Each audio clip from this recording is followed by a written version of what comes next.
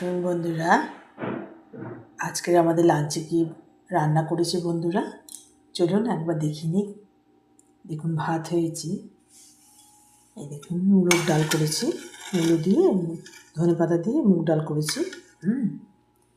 লালের খোসা ভাজা হয়েছে, উচ্ছে আলু সেদ্ধ মাখা হয়েছে, মটর শাক ভাজা হয়েছে, ছোলা শাক, মটর শাক না, এটা ছোলা শাক ভাজা হয়েছে, এঁচোড়ের তরকারি হয়েছে, নতুন আলু দিয়ে এঁচোড়ের তরকারি হয়েছে, বাঁধাকপি হয়েছে মটরশুঁটি দিয়ে।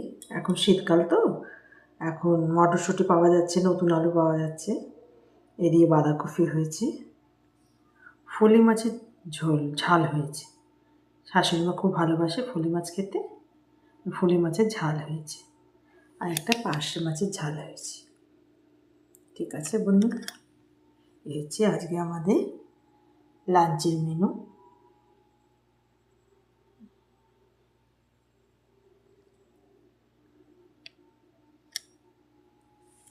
এখানে রাখছি, পরে আবার নতুন কোনো ভিডিও নিয়ে আসবো।